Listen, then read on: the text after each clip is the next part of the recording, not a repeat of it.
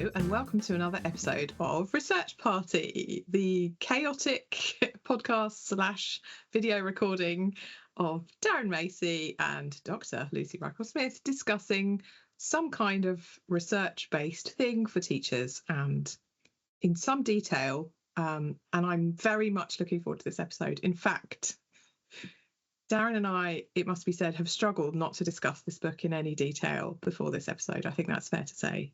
That is very different. Definitely fair to say. I have many thoughts. Many thoughts. So we are a couple of researchers who used to be teachers. This is Darren, I'm Lucy, and we are here to talk to you today about something which normally we're taking a book or a piece of research or some idea that's been designed to help teachers improve their practice. We're maths teachers, so we have often focused on maths, and today is no exception. Today is focused on maths, or should I say math. Are we holding up the books again like we did last time? Hold on. I was just going to say, did that annoy you, the American use of math throughout? Because mathematicians are divided. Some it seems to bother and some they're not fussed at all. How do you feel about it? I'm trying to grow as a person, as an individual, I love that for you. Not let these things concern me, because it's an Americanism. Language is language, right? It's supposed I feel to this be is the correct answer, and I'm very proud of you. For not being a pedant about the English use of maths. Hold on. For not being needlessly incensed by that part of this book. Yeah, I mean, there was an awful lot of other stuff to be incensed by. So. Why waste your time on the word math when, in fact, there's so many other things to be annoyed about? That's where I'm at. Okay, so for this episode of Research Party, shall I take responsibility for this? I think it's my responsibility, isn't it? For naming it? Or? No, for the choice of the actual book. Oh, this was entirely my fault. I raised some concerns about whether we should even do this one. Correct. Darren did raise some concerns about this book, and I said, let's do it anyway. Are you ready to hold it up? Yeah, Today's I'm ready. episode concerns this beauty. So you might have some questions, as did we, just from looking at the book, the cover of the book, and the name of the author. And it took me an embarrassingly long time to note that this was a pun. I'm so glad you're saying that. Pardon me? I had exactly the same. I've read half the book, I read the author details, and it was very late in the day where I went, oh, he's doing a joke. And it was because he basically explains the joke in his self-penned description of himself, which is the key to all good humour, I think. We agree. Now, we're using he. I just want to check the pronouns. I think the pronouns are he, right? Yes. So he is a pseudonymous author, so who can tell? But right. In their own description of themselves, this person uses he pronouns. Much as this person has clearly got under my skin, misgendering them is not something that I'm prepared to do. Right. So we've got a little description of the author now. Misgendering would be Satan's influence in the modern world. We'll get on to Satan. Don't you worry. Satan will have its moment.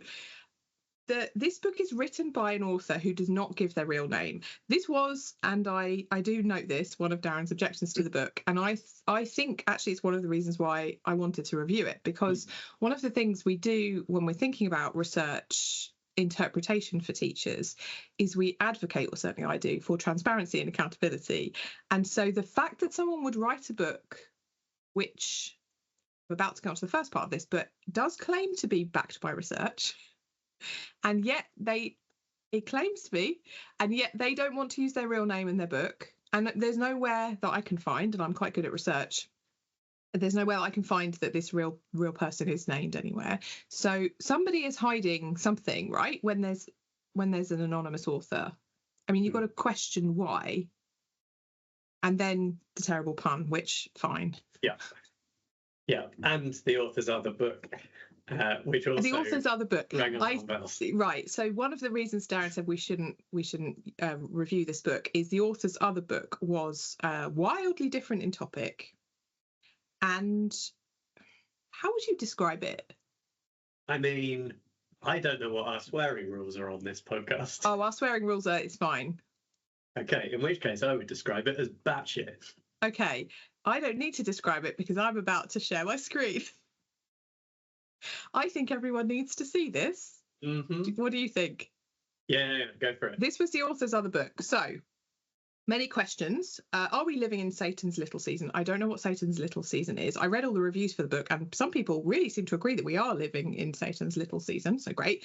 I mean, world events to date may suggest they ain't far wrong. I find the juxtaposition of you've written 2 books, and one's about maths and one's about Satan, great, but also baffling. Yeah. I love the word exposing his and exactly where it's positioned on this book cover. Right. That I applaud that choice. But my favourite thing about this is this author's other book perfectly encapsulated my expression while I was reading this book. Yeah. And if you want to know what that looks like, it's this. This was my face reading this whole book. And so I'm delighted that I was able to encapsulate that for you now. I want to stop sharing. Shall we start? Yeah, I mean, yes. I think the kind of the concerns I had about this is obviously the title of the other book gave me pause as to the perspective that this person was likely to take, and the sort of unpinning. Which, let's just be clear, it's not a religious perspective. That's not itself the issue. It gives conspiracy theory, right? Right. Strongly. And particularly, sort of a potentially a kind of a fundamentalist conspiracy theory type perspective. Yes, is the I would agree with that. And the real pause that gave me is that we are spending our own cash money on purchasing these books to be able to review them. Hold on, I think you should get your tiny violin out at this point. This was not my issue. The point is, money is being spent on these books. I'm not sure how comfortable I was around sending money to this person when potentially they had ethics or principles that conflicted fairly strongly with my own as an initial impression from that second book. I mean, I suppose the good thing is, like, we bought it through Amazon, so all of our ethical principles were already fundamentally and that makes a good point in the first place. Also, it should be said,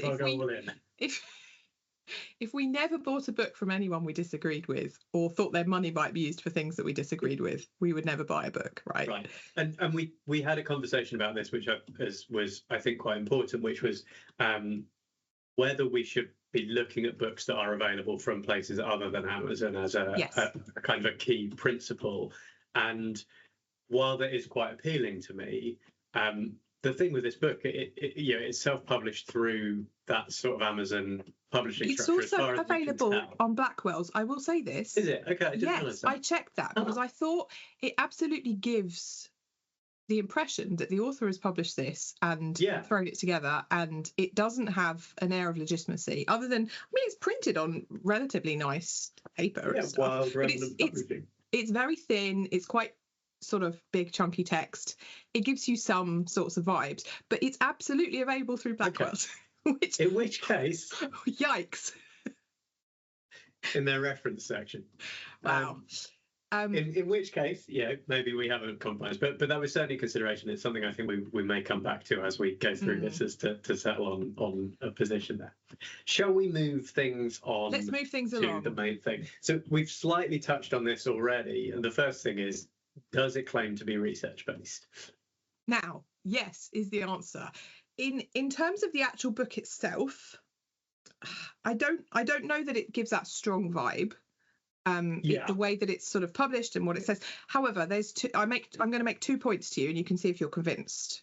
Right. Point number 1 is there is an entire chapter where he definitely makes the point that this is supposed to be to do. In fact, let me quote because it's better.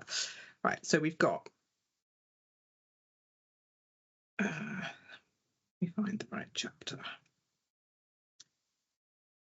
There's, I think, 3 research studies quoted in this whole chapter, which, by the way, is pretty much all of them. I think there's one other thing you could possibly call research.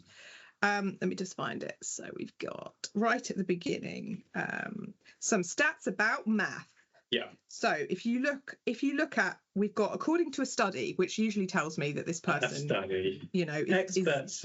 is quoting research in another study, and then the OECD. So across pages 2 and 3, we do have a little bit of what you might claim to be research, right? Other than that, the rest of the book is remarkably sparse for anything that you might claim to be research.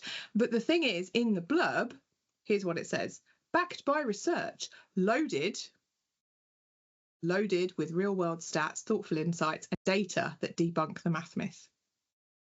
It's not loaded with anything. If I got a jacket potato that was loaded with stats in the same way that this book is loaded with stats, it would be a jacket potato with a single bean on top and maybe one strand of cheese. And I would get my money back. Yes, I agree. I mean, my overriding sense of the tone of this book from a research perspective was drunk man in a pub. Yeah, right. I think I would agree. And he's read an article in New Scientist. Maybe now just the one. I mean, I maybe go too high there. One of the research studies was from the Atlantic. Now, this is not, I think we should be really clear, this is not us, I'm gonna use rude words now if you are. This is not us shitting on publications that are designed for the public, because the Atlantic does produce some great stuff, as does, Medium, as does The Conversation, as does sometimes the, British press, sometimes.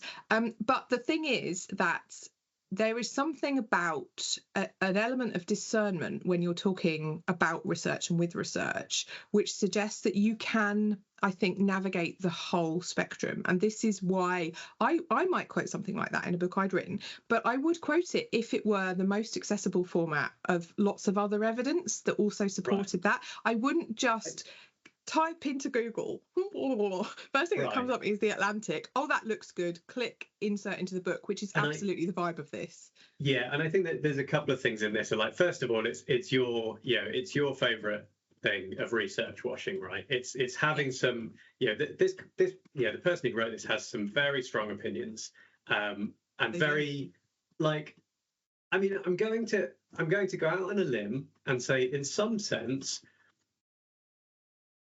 well-formulated opinions. Now, we can pick that apart in a lot of detail, because I don't necessarily mean that as a compliment. No. But there is a certain coherence to the opinion that they have, despite lots of flaws and no, I will definitely disagree with that. That's one of the reasons I don't consider this to be research-based, is because the argument is fully incoherent.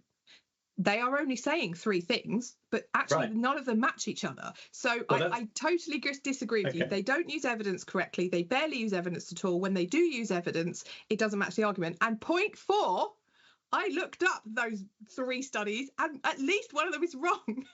Amazing. So I thought, I'll tell you what, I'll look up the OECD's Programme for International Assessment for Adult Competencies, because that has to be a real thing. I'm in education. It sounds like a real thing. Yes, it's a real thing. The stat they quote in the book is not correct from that report. So, and the other one that I tried to look up, the Georgetown University Centre on Education of the Workforce, absolutely could not find that. I spent half an hour trying to find the statistic they quoted from that, and it wasn't possible to find it. I found something like it, which was also wrong by quite a lot. So, which brings me to my main point. Another reason why I wouldn't consider this to be research-based is I am fairly sure this was written by AI. Your thoughts, please. I mean, I certainly have that sense. The repetitiveness, the blandness, the lots and lots of the things. M dashes everywhere. The phrasing. I did not spot the M dashes. There is a real, I think this sense throughout of, I mean, the AI thing, it is a book-shaped thing that has been produced. Lovely. Right? It says some things, and I mean, I guess, like, some of the things, like, there's a bit of what they say that I sort of agree with, but not the thing, and it is all over the place. There's also the praise of how important ChatGPT is in a couple of places. Now, we did definitely have a reference to AI in a couple of places that made me think that, yes. Yeah. I would not be massively surprised if this had not been produced by AI or with the help of AI. Yeah, and it's worth saying we can't prove it with the current tools, but I also think we don't need to, because so many of those features for me are just really grating. And we'll get to this in a thing I think you loved / hated. So one last thing, it's definitely not research based in the sense that if I were to write a book like this as a researcher, the first thing I do is a review of the literature. And for example, on page 30, he describes something called math panic, which does have a name, is super well researched, and isn't called that. So again, I don't mean to be too damning at this point, because it's fine to call things by different names. It's fine to use different language. But really, honestly, a cursory Google will tell you that is a phenomenon that does exist. And you could have quoted someone else on it, because there's so much interesting and important literature to quote on that and evidence. The thing you're claiming is true. I don't know if this person knows that maths anxiety exists or not, from what they've said. I think this is, again, one of the things that I found through this, of like, there are lots of things where like there's something in the thing they're saying which I agree with, or is a thing that exists or whatever. But again, it's that drunk guy in the pub thing. Like, they've heard half the thing and then they're just saying everything they think they know. I disagree. I'm going to go with stopped clock, which is what I think it is. Yeah. I think because it's almost all the reasoning is so faulty, I don't think there's even a coherent argument. I think they just occasionally hit on a thing that I agree with, because they say so many things about maths education. And to be clear, let's see if the thing we agree with is the same, that maths has formatting power. Again, other researchers have said this better. And maths is used as a kind of social sorting hat, and we use it in a way that's quite brutal and cruel in the school setting. And lots of students fail at maths, dislike maths as a result.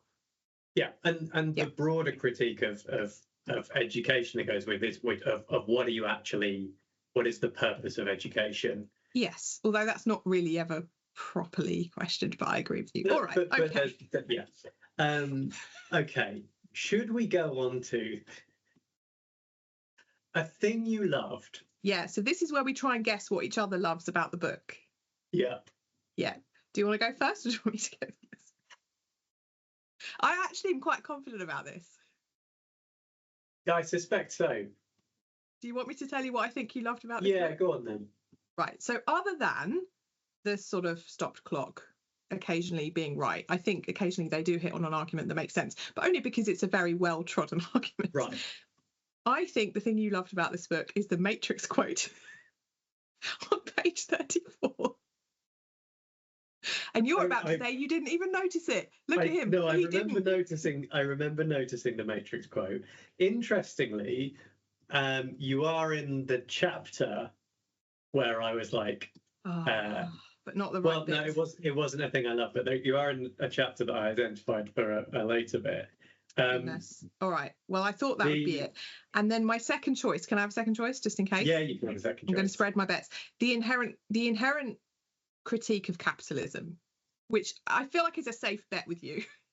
Yeah, I mean, that's what I thought you would go for as the first one, to be quite honest, because but again, like, I mean, in terms of that incoherence, like, I was left at the end thinking, I'm not sure if it's actually a critique of capitalism, because he seems to put entrepreneurialism and all these kind of things that are fundamental to capitalism, not to mention crypto and crypto.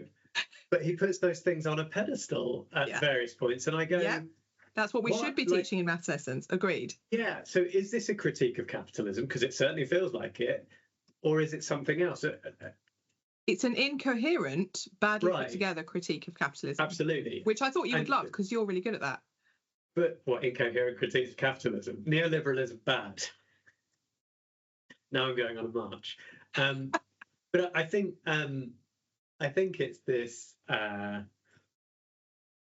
this weird, there's this sort of weird misunderstanding at the heart of it, of like, the system is bad because what it does is it prepares people to be worker drones, and what we need is for everybody to be entrepreneurs and rule breakers, because they're the people that really make change. Disruptors and the beating heart of capitalism. But if everybody is that, then you don't have capitalism anymore, like, because it needs a handful of those people and all the rest to give their labour to exploit. So he did know the B grade students work for the government at one point. Oh my god, yeah. Wait, let's not get on to that. Yeah, okay. So the thing that I think you loved, I get half a point for. I think so. Yeah. Right. Okay. Over to you. Over to you. Okay.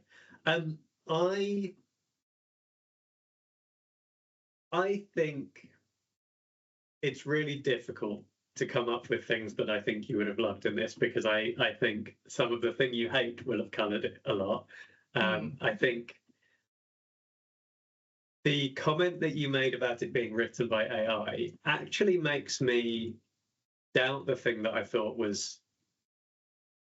be a thing you love in this now, because I thought one of the things that I enjoyed about this book, and I thought you might enjoy too, was there's a lot of kind of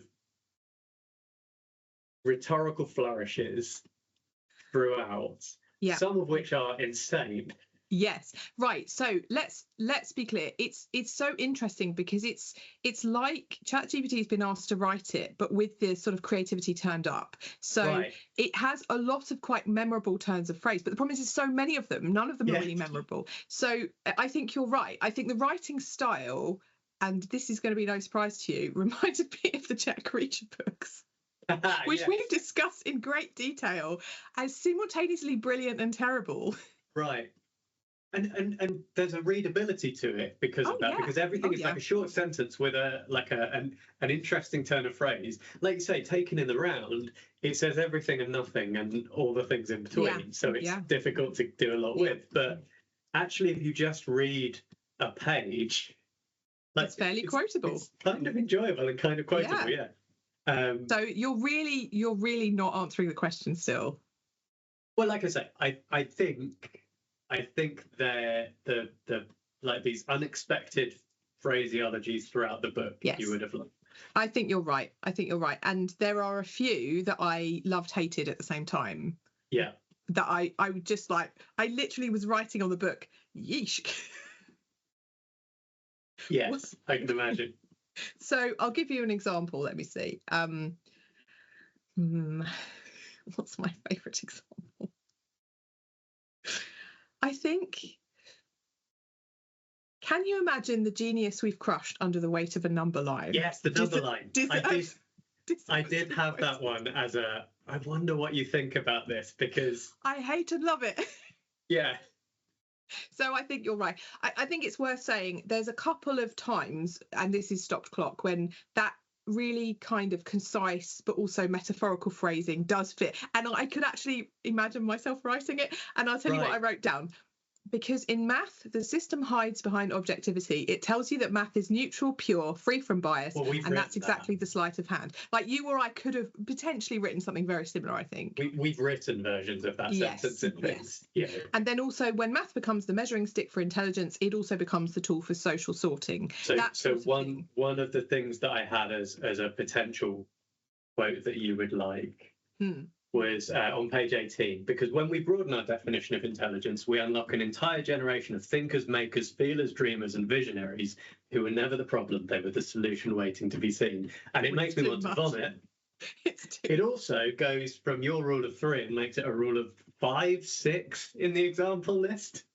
Yes. It's like Lucy plus. So you're absolutely getting the point for the thing I loved, right? Yeah. Okay. I'm going to stay with you then. Go on, a thing I hated, other than just the general. I mean, I think the big thing, like the misogyny dripping through the writing of this book, on page one of this book, open the book. Despite being an intelligent and capable woman, my wife often felt overwhelmed by the responsibility of teaching Just stop there for a second. If you heard someone talk about their wife by beginning, despite being an intelligent and capable woman, you know this is going to be horrible, whatever he's about to say. So just pause and think about what you expect to come next. But also, sorry, I interrupted you. The second part of that sentence. Well, the pre-sentence to that, which is even better for really. And this is the thing that I try to be much better at noticing now, like following years of talking about this stuff with you, because it's so subtle, and then you can see it and it jumps out. The start of that sentence, so it talks about the fact that they homeschooled together. One of the main reasons we felt we could no longer continue homeschooling was maths. despite being an intelligent, capable woman, my mum felt overwhelmed by the responsibility of teaching it. Did she? When we were teaching it, she felt really overwhelmed, and you didn't help. Or you're not signaling that within this. Like, we were doing Agree. it. She was Agree. overwhelmed by the responsibility. Yeah. I mean, come on. You're absolutely spot on. I might even give you 2 points for that, because perfect. The first time I noticed it was indeed page 1. And then another time you noticed it, page 44, with the great men of history. Correct.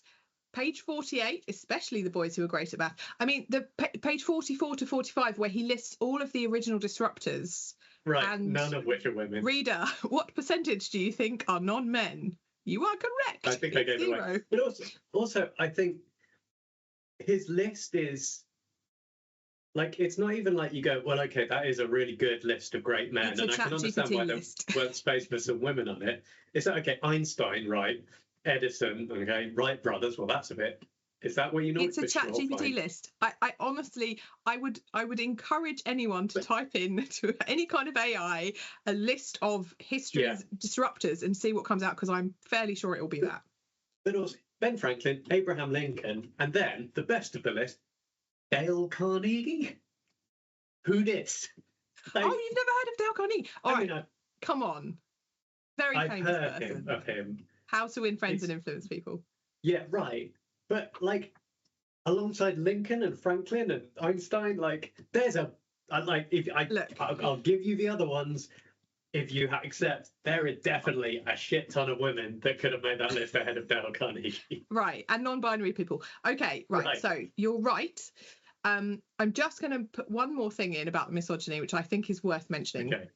So one of the arguments made in this book is that children, when they're at school, should have the chance to specialise earlier. And actually, this is a very prevalent argument in education. It's got a real, both sides debate going on, because there are issues with it, as you can imagine. The younger children are when they make choices about what they want to do, i.e. specialisms, which might lead to careers or other things, the more there are issues with then them having to move into other streams. It also means there's all kinds of issues with sort of teaching and logistics.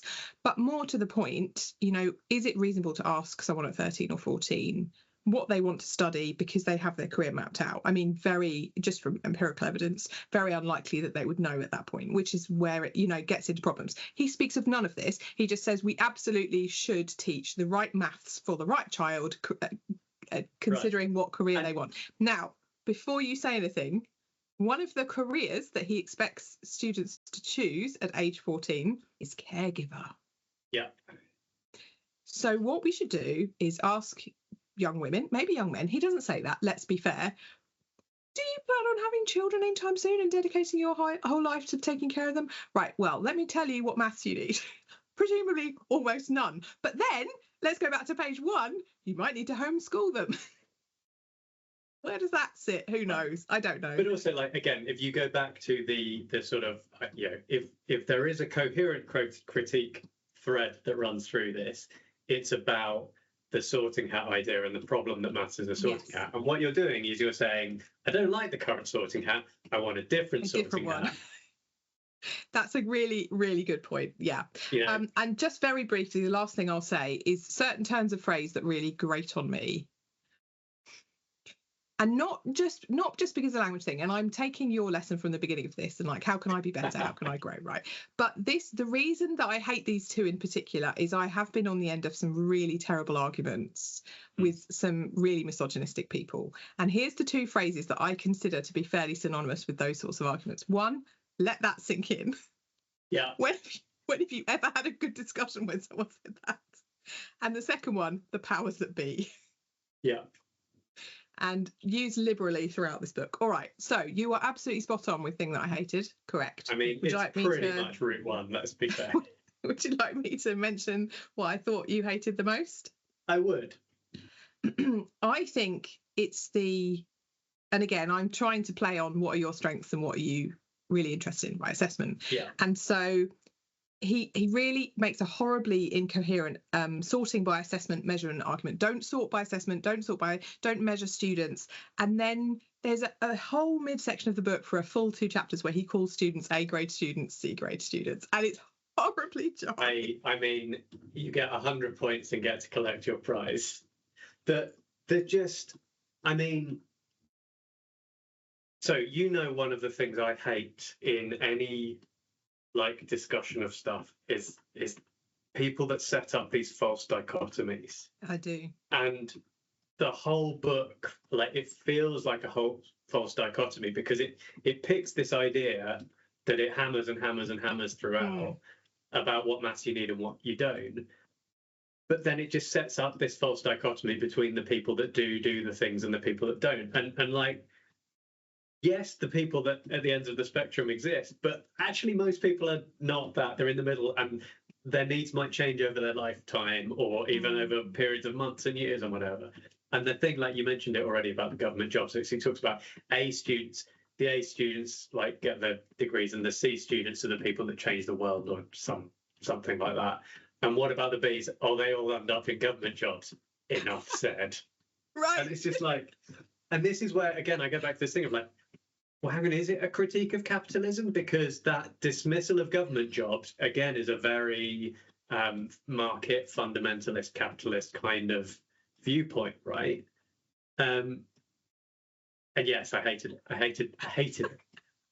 I hated the whole idea of A and C students. I know people say these kind of things, but like, you can't make that part of your argument if you want to get any sympathy from me on those kind of terms. Well done. Thank you. Okay. Now, so the word or phrase you enjoyed. We talked a little bit about this already anyway. Yeah. Would you like to hear the one that I think was my Yes, very much. favourite? And mainly the favourite because of the sort of labouring of the point that then came along with it. Yeah. Like this nice initial phraseology that then just got done to death, which is the idea of a reptilian curriculum. Right, Which is yes, all right.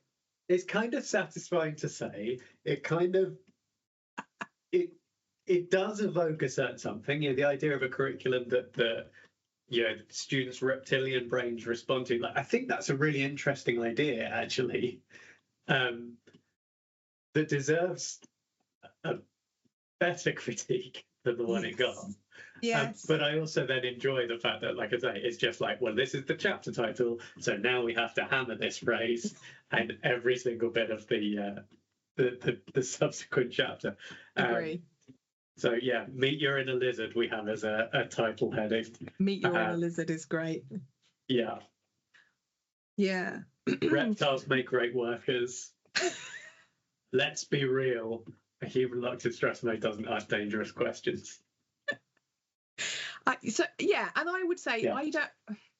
As I said earlier, I didn't necessarily enjoy any of the language. I think it feels like it's trying too hard. It's very pretentious at times. There's such an overuse of the same sorts of short staccato phrasing. It's not education, it's X. This isn't, what school was for. It's all mind control. The system is broken. I think he says the system is broken multiple times. That kind of really reflexive, rhetorical, intentionally, sure, which I really struggle with because it feels like I'm being spoken down to too much. But let's be clear that that's also a facet of good, clear, accessible writing some of the time. So I think some of it's just personal preference. Right. But I did like some of the metaphors of the being crushed by the number line. I think also being imprisoned by numbers came up as well. Yeah. And also, again, the contradiction there of being critical of maths is just numbers. We shouldn't teach students how to just do algebra and calculus. There's much more interesting things than just X's and numbers. And then, really poorly chosen, boring root one metaphors like that, they're in a prison made of numbers. It does say that. So it's so interesting because I could critique the writing style, the writing, the type of language and tone for all day long, but that's not what we're here for. Because we should say it is easy to read. I mean, this is a day, if maybe that's right, And I sat outside, I read it in the sunshine with a cold drink. That should be applauded. There aren't many things for teachers. I can't wait to talk to Lucy about this. Say again, sorry. There aren't many things for teachers that are that accessible. So, let's say that part. But it's partly only accessible, I think, because it's kind of slop. Right. It's almost saying nothing for so much of it that it's just repeating the same thing in slightly different terms. There are arguments made, but they're not coherent. Right. Yeah. Right. Okay. So ask me what confused me. Yeah, what confused you? This was the biggest thing. So what confused me, and this is also, if I could ask the author anything, what would it be? Actually, it's the same thing. What does this person think science is? Now, it's interesting. We're in the same space here as well. There's a reverence for science in this book, right? Yeah. So described as diligent research and proper scientific method, bottom of page 53. So I thought, interesting. This person has a respect for and a reverence for science. Science conceived how, we don't know, but proper scientific method, interesting. And at other times, references to science being important and the way that humans use knowledge. I have nothing to majorly disagree with there. I could get into, a critique of science and the rational scientific method, but hey, I don't think that's what we're here for. We literally turn over the page, right, after this diligent research and proper scientific method, and he says, I still remember and shudder every time I hear the self-righteous phrase, trust the science. Geez, what a train wreck that was. Right. And suddenly we've got this out of nowhere critique of science. We shouldn't trust science, which really confuses me. But until I read the author's bio. Any idea what I'm about to say? No, you go ahead and tell us. How does this author feel about science? Here's the answer to your question. His fascination with ancient texts, ancient enigmatic ruins, conspiracies, secret societies, and even cryptids add a unique layer to his writing. Do you know what a cryptid is? And I was going to say, do we need to say what a cryptid is? Let me quote for you. Cryptids are animals or other beings whose present existence is disputed or unsubstantiated by science. Yeah, cryptozoology. It's Sasquatch and the Loch Ness Monster. Correct. Cryptozoology, the study of cryptids, is a pseudoscience claiming that such beings may exist somewhere in the world. It's been widely critiqued by scientists. I read, just for this, 10 different papers that called it a pseudoscience. And let me tell you, I know more about cryptids now than I ever have, and I'm excited about it. I want to just briefly show you a few pictures of cryptids, because this is wild. This is absolutely wild. How does this author feel about science? Okay, there's your question. Well, this is what they think exists in the world. So they think somewhere in the world there is some sort of human frog hybrid that we just haven't been able to properly scientifically catalogue yet, because science doesn't have all the answers. Human frog hybrid. Also,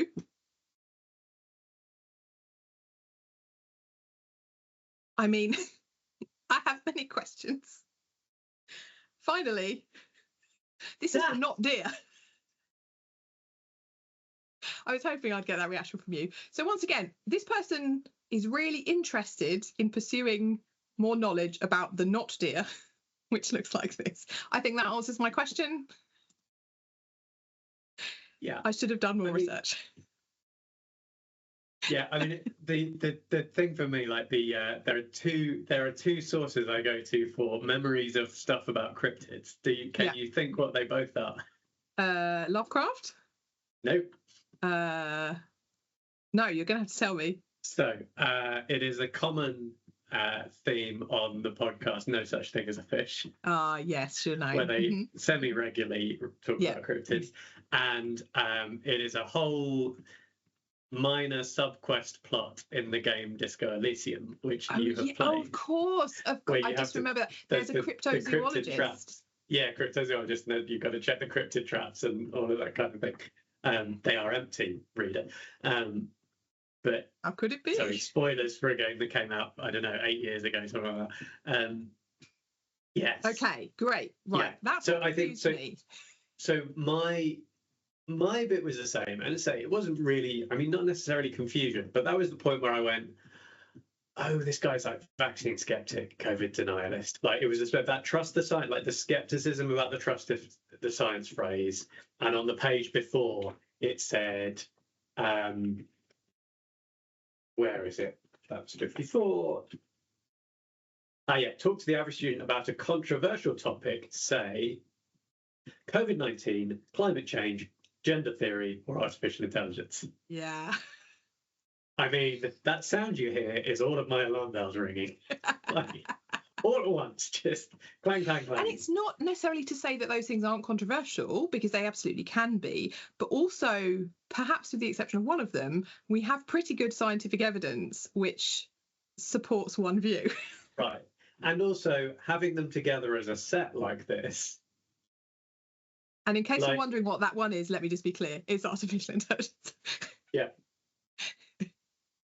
But again, like the set of I don't know, like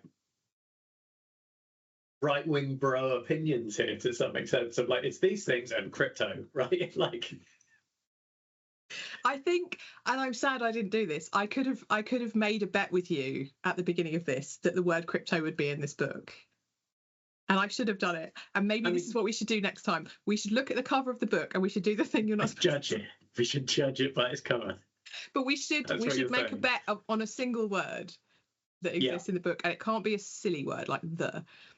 But I wonder if that actually would be very fun. Anyway, I digress. So the other thing that confused me, and I've said about this already, is like exactly what the attitude to capitalism was very in this book, because I just couldn't pin it down. And I like with my own critique of capitalism and maths teaching were both in there.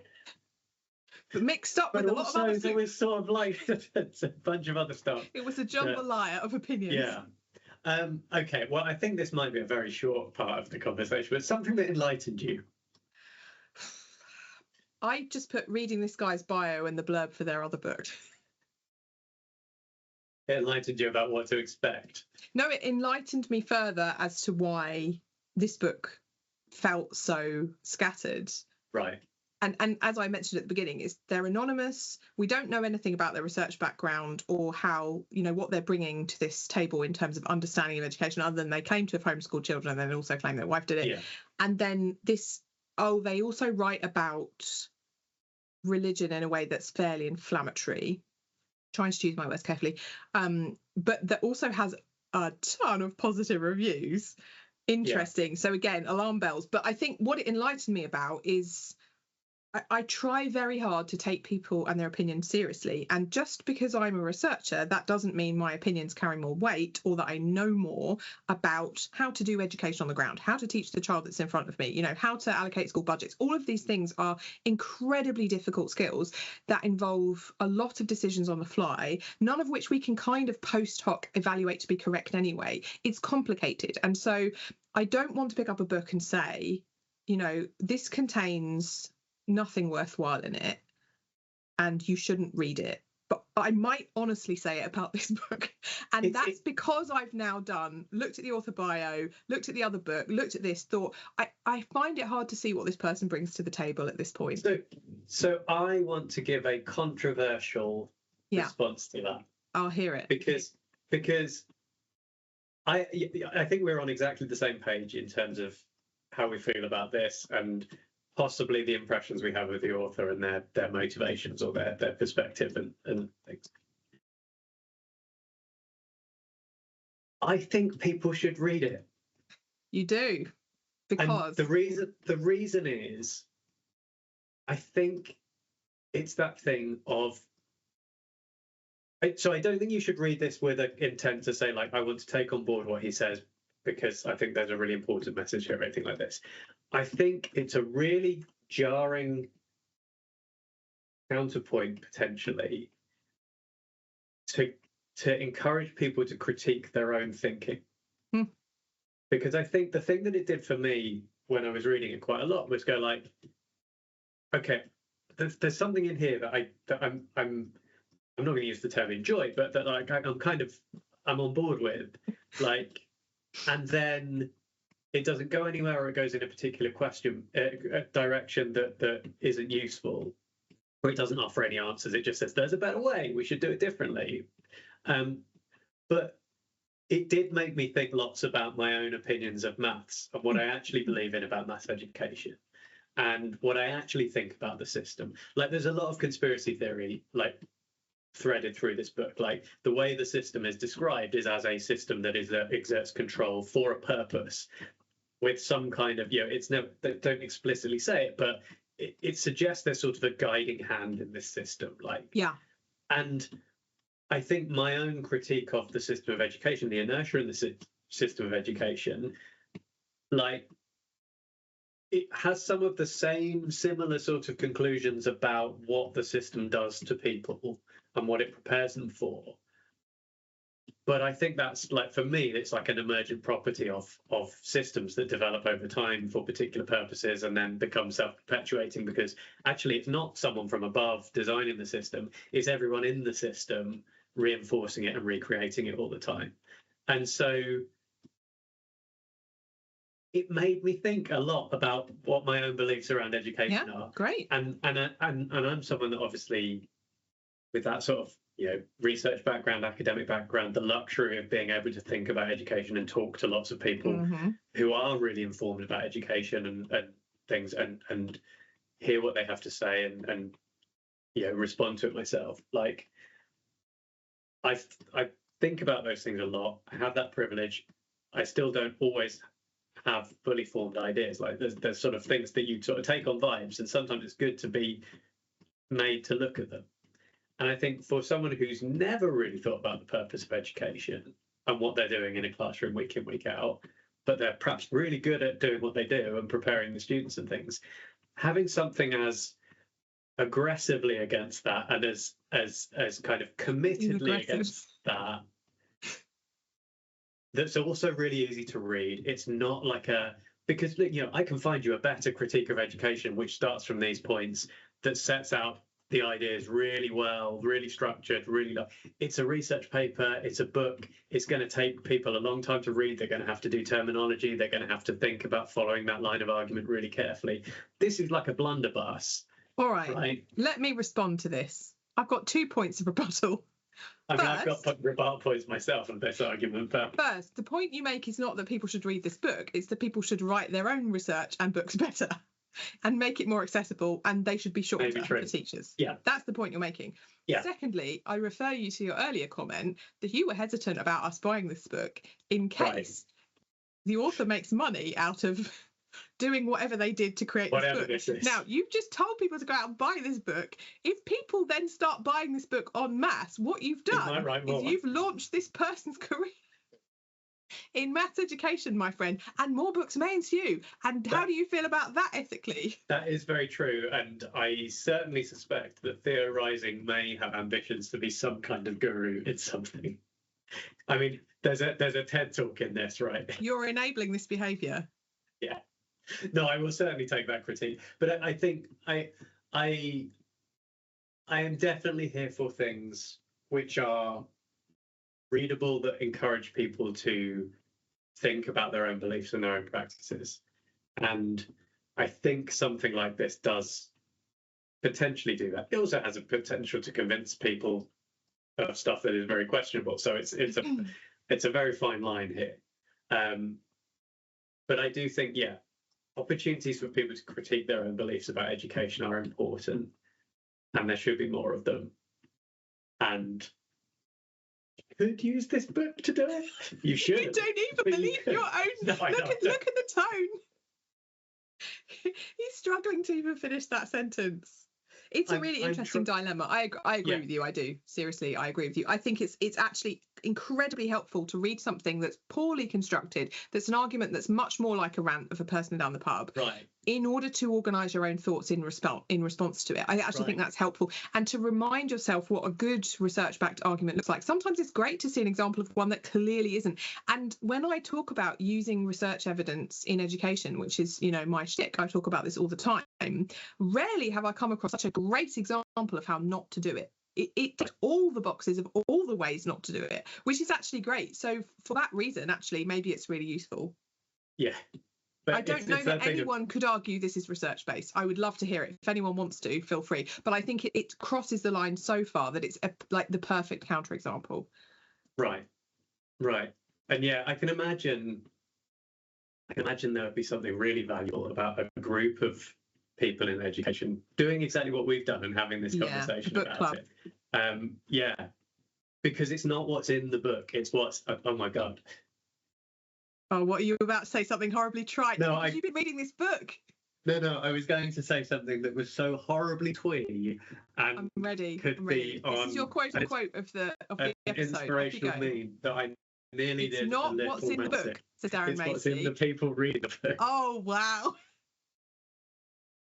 See, trite with a slight undertone of weird sexual innuendo, which I'll also give you as very weird. But you see why I balked at that. I was halfway through saying it and realised what I was about to say and was horrible. Yeah. If you're watching this episode, if I were you, I would take to social media and quote Darren saying that immediately, just so that quote never dies on the internet.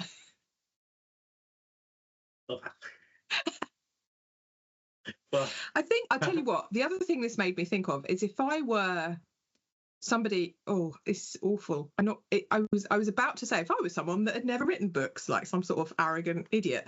I have written books and it's hard. And I did say this last time we recorded, the fact that somebody has got the gumption and the wherewithal to decide to write a book, to publish a book, should be celebrated some of the time. However, I do think this is a really good example of a kind of entry-level publishing thing where if I hadn't written books and I saw this, one of my responses would definitely be, I could do better than this. Reader, if this is you and you think you can do better than this, then you should, and you probably can. Right. Do you feel better now all of that's out? I feel exhausted. Of sorts, right?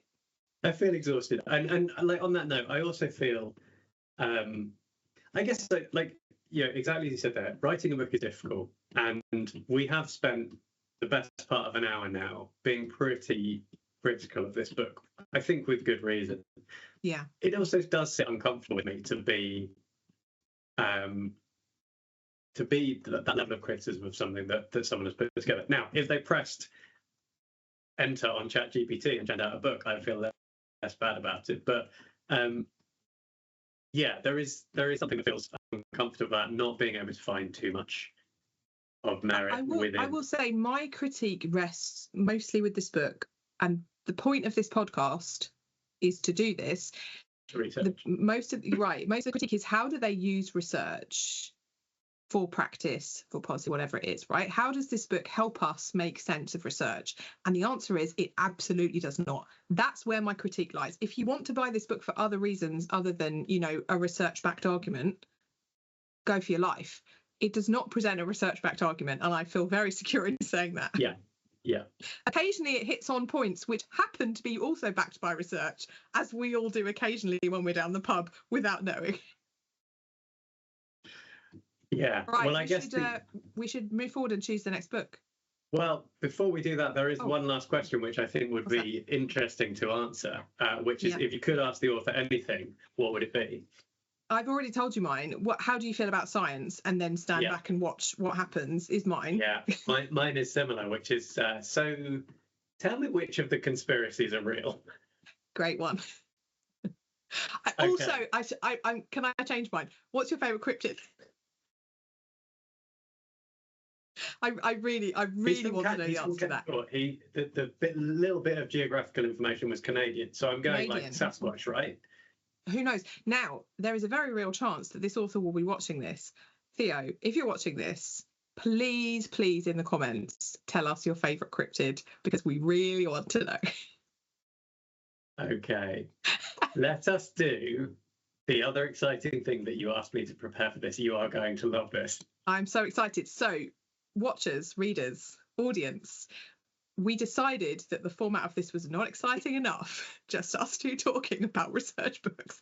So, in order to choose the next book we read, Darren has prepared the randomizer. Yeah. Now, this I hope will work. It's excellent. If it doesn't, it's even funnier. I'm going to share my screen.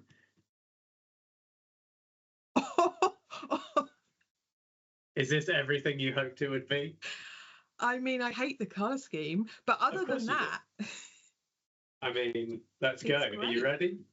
I I'm don't gonna know. click- Am I ready? I'm going to click to spin. We're going to see what happens. Okay, great. I'm excited. Whoa. I don't know if the sound effect's coming through, but there's sound and everything. No sound. Ooh. Well, that's exciting. There we go. The ultimate guide to adaptive teaching, confidently meeting the needs of every learner. At this point, I do not have the author, but perhaps we should have a look at the list. There we go. This is Sue Cowley. Hey. Which is actually a book that I have seen Sue sharing quite a lot on social media recently, because it's only come out recently, and had been on my list of books to try and get to at some point.